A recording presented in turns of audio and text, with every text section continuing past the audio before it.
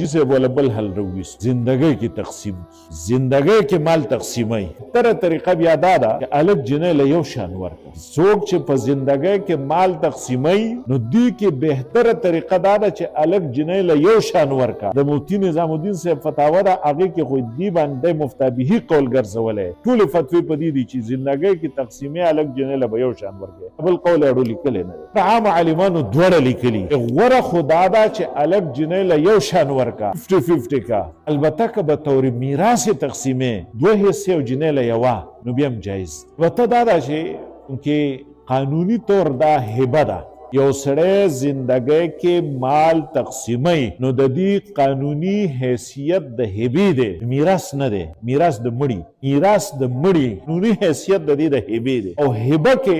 اختیاری سړی ته چاته هبه کوي ټول مال هبه کوي که نیم هبه کوي که لږ یا کډیر د یو سړي مال دی دی بالکل پردي او اجنبي سړي ته هبه کوي چې زما دا ټول مال د پلانکي شو دا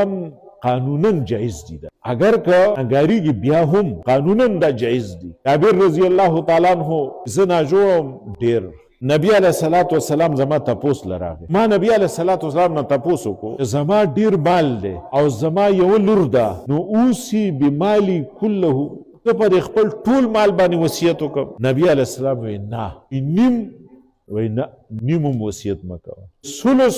1/3 نبی علیہ السلام وسلس کثیر 1/3 لا ډیر دی ورته فرمایل تدا اهلک يتکففون الناس تدا اهلک اغنیا خیر من ان تداهم يتکففون الناس خپل کړه بچی الدار پرې دی دا دینه وردا ستا بچی خلکو ته لاس نیولې او سوال که ټول مال ته هبه کې بعض خلک جذبه شي ټول مال هغه هبه کی قانونا جایز ده خو بیا هم نه ګناه ده دا قانونی طور هبه ده شرعی طورم دا هبه ده په دې کې د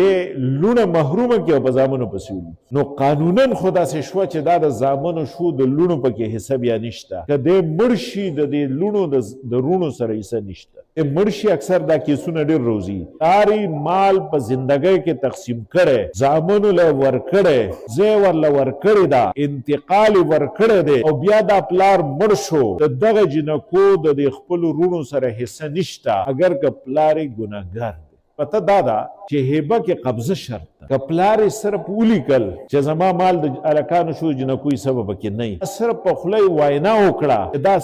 ستا شو قبضه ولا نی ورکړي بتا منه ده بیا پکې حصه شته او چې دوی ته حواله کړه او انتقالم په حکم د قبضه کې دی انتقال ورپسې وکړو نو بیا لونه محرومه شوي خو ای کو ظلم